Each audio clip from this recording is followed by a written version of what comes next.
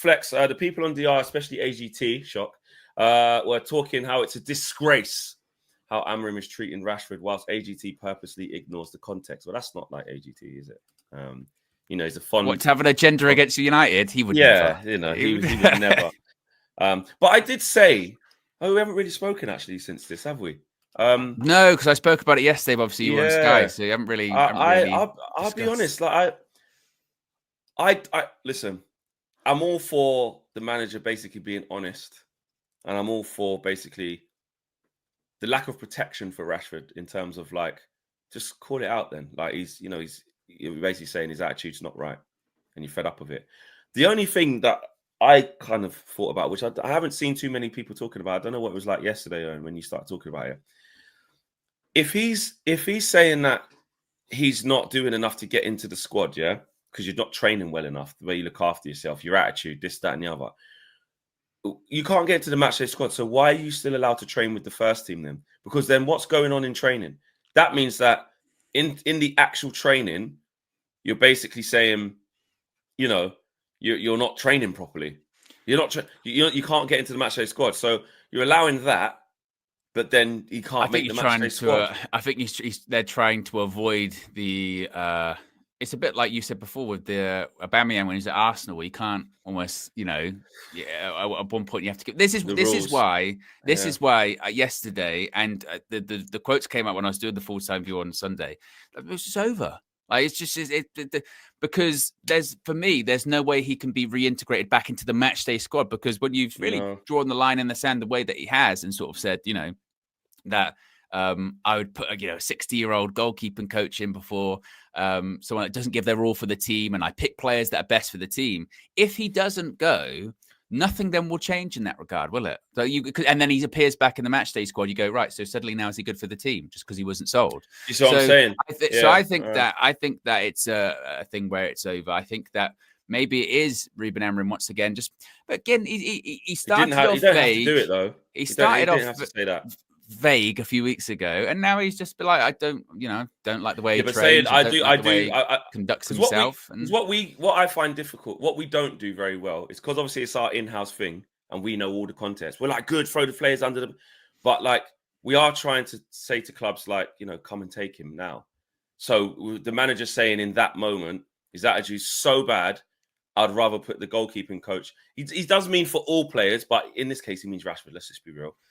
That doesn't really help right now. You just gave them a headline last week, and you're giving them another headline now. I mean, it happens. To be fair, though, again, because we're so in-house and we know everything, we act like this doesn't happen at other clubs, and it does get more attention. Like I remember last season happened with Poch with a bunch of players at Chelsea. Earlier on this season, it happened with Sterling.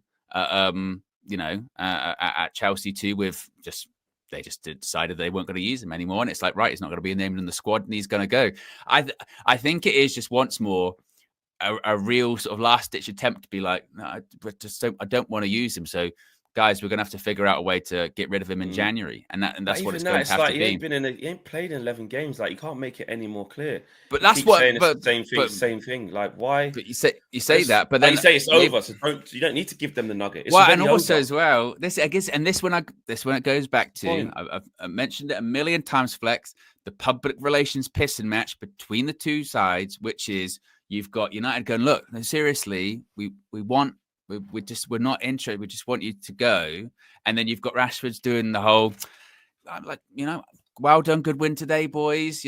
Come on, the boys. And remember those briefings too, where it's like, hey, I'm happy to train, and I've got no Flex. I've got no problem with Ruben. I've got no problem with Ruben at all. And if I'm picked, I'm happy to play, and no problem at all. This, that, and the other. And then you've got the other side, Ruben being like, I don't like the way he trains or carries himself. It's just, it's more jockeying. It's more jockeying for position on both sides. And the reality is there needs to be a resolution. And I don't think if he doesn't go, it's just awkward. It's just if he doesn't go now, now, the rest of the window. Because to be fair, it's true in terms of obviously I was at the part, and Amorim's confirmed it by saying this. To be fair, he has to me on a personal, he's confirmed this. I was saying. Maybe it might not even be a training thing by now. It can actually just be because he said that thing about I want to leave. That's it. You can train well, It because I was feels, taking it as yeah, there I was feels taking it more. 100%, because I was taking it as, well, you're still training with the first team the whole time. You can't be that toxic. You can't be that bad in front of everybody that you're bringing the group. Because you know when Amorim says the way you eat, the way your impact is on the rest of the group, are you helping? Are you conducive to the atmosphere? Well, Yeah.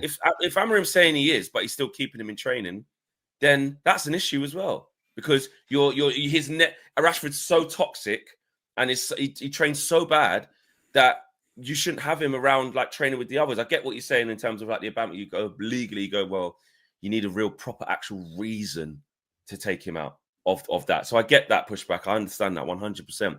But I just find it interesting that basically how worrying is that? We've basically got a player who don't want to be there, who Amorim's saying, by the way he trains, I'm telling you, he ain't Well, on I it. think What's again, that like with the rest?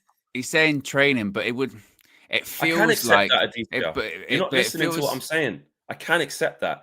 What but I'm saying is, if he's training that bad, but I what's he don't doing think around the rest? this is what I'm saying, Flex, is I don't think it's necessarily, if you listen to what he's saying, I don't think it's just a training thing. Clearly, when he's talking about the way they walk, the way they carry themselves, and if you read the Laurie Whitwell piece at the beginning of the year about allegedly Rashford was out the night before training or that before the game, and he said no, it would appear to me that he's sort of suggesting that the way that Marcus Rashford is carrying himself, and maybe once again, the people around him, that are advising him and this, that, and the other, that is not conducive to the group and how we want it to go. On a match day, I don't even want you involved with that. You can come to training, you can go and train, but even when you're leaving the training ground, I'm not happy with what's going on. And because of that, and because of then, the interviews and the stories and this, that, and the other, I'm not interested in it all. So you can come until otherwise, show up to training. You're not going to play for me. I'm not going to pick you in the squad unless we need numbers. But that's really the situation. So I think obviously it's easy for him in interviews to be like, oh yeah, it's just training. But I think it's more. I think it's everything. I think it's Well, he's just told us now. I think now it's, in the end he's broken again. Yeah, really, I think it's the people around him, the lifestyle. I think it's everything. It's everything. But what I'm saying is as well, which again we don't really, because Ruben's new and we love him. I love him. I think he's wicked. Like I honestly, I really do. I think he's sick. But like, it just the last week, literally only last week, you had to retract and basically say, listen, I offered you up a nugget of like this, that, and the other to go with. So I'm a young guy. I get these things wrong. Like he said, I'm not going to promise I won't do it again. But so this is the last question of the thing. If he would have just said, what would happen? How would everyone feel if he said, yeah, I understand your question, but we've won a game today. I'd rather talk about the players who did play today, not the players who didn't, and just walked out presser. How would we all have felt? But this is the other part of it. So I think he could have just said that. Frank here says, you're failing to appreciate that Amorim is repeatedly driving down Rashford's value. This is the other part of it. It's the 28th of January. We've already established there ain't a lot of value there. Like there isn't, because his wages are so high. This is the other part of it too. It's a bit like the Raheem Sterling thing at the end of the window in the summer, where it was like everyone looked at that Raheem Sterling deal and went, blood, he's on like 300k. How are we going to even do that? When a player's on that much value and they're in a bad moment and they're not good, their value's next to nothing in terms of a transfer fee anyway. But there's value. There's the monetary side of it. And then there's, but let's take a chance on him because he is good. But then the manager said his head's fucking all over the place. There's two sides. How much are we going to get for Marcus Rashford? But that's what I'm saying. So actually, if money is difficult as it is because the value's not there in his contract, you then don't want to say, on top of there's no value in his contract, he's on 300 grand a week. So how are you going to pay for that? Let me tell you this as well. His head, mate, I tell you what, awful. Then no one's going to take a chance on him. It's even worse. It doesn't help. In this window, that's what it's been, though, isn't it? The only interest reportedly has been Saudi clubs, which he said no to. AC Milan. I mean, let's face it, Flex too. His brother did the tour of Italy, did the tour of Europe. He did the tour of like meeting and came with nothing, because every single club in Europe. This is what we said at the beginning of January. Every single club in Europe takes one look at the financials, goes, can't do that. Can't do that anyway. Let alone. And the reason, and if he was doing great, we wouldn't be selling him. Yeah, we wouldn't be going. We're not interested. Everybody knows that, and the money is true. But so with all of that taken into consideration, i.e., The brother's trying to shop him out and get him out, come back empty-handed. The club are trying to want that to happen. We need you to leave. We need you to. Please go. That we're doing that, right? If the manager says that after all of that, I'm also going to tell you this, because you can't make his selling point money. You can't make his selling point form. You can't make his selling point good sample size. It's all shit. So you need someone to basically take a chance on. I tell you what, we just get his head right. We could. You need a club to see something, and you've even taken that now by saying that in that second. You're going, yeah. I tell you what, mate. Also, I'd rather put the goalkeeping coach on the bench instead of him. I'm saying, in the grand scheme of things, I know you can say it don't matter because you can't sell him, but it's that still takes away the last little. Even if he lie, you're supposed to go in the press conference and say he's training well. Listen, but it's just a difficult situation. Lie. If he was that good, don't be too honest. If he was that good, Flex, and people rated him, then people wouldn't give a shit about that. People fall out with coaches and they fall out with managers all the time. We have seen it with players. If they're any good, players look at it. How many clubs Mario Balotelli had, right? Or you look at Jadon Sancho. He ended up at Chelsea in the end of the window, didn't he? You know, we might have been happy with the price that we got, whatever, but now we don't care about it anymore. But he was playing and was on tour smiling and this, that, and the other. It's different. Yeah, but it wasn't, because he was left out in the end. He was left out the first few squads in the Premier League season, wasn't he? He travelled to Brighton and he wasn't even playing. He was always, James actually is there today. He's not travelling. In the end, if you're any good, they'll go be like, look, you're falling out of manager. It happens. Shit happens. Boom. You know, again, that's when it goes back to we're driving down the value. The value isn't there. The value hasn't been there for him because, again, the finances are so high too. So what more damage? And let's face it, but he's done more. What more damage? What more damage is Ruben Amorim doing by the fact that, again, there haven't been many takers? Honestly, but then if you're getting towards it, what we're not thinking of, because I'm not playing devil's advocate here. This is actually what I think. I actually disagree with Owen on this one to a certain extent. I get what you're saying in terms of his value's already low. So how you saying that's not going to make it any worse? I'm saying I think it does make it a little bit worse, because any little bit of like a club that might come in, because you get into late final hours, final days. We're now getting into a territory where, like you said, we don't want Rashford to stay at any cause now. Now this is like, he has to leave. So if there's clubs in and ahhing going, I don't know, man. You've just taken away that tiny little bit of like, I know it's on the floor, but the little bit of like, well, maybe we could get him in, his training's good.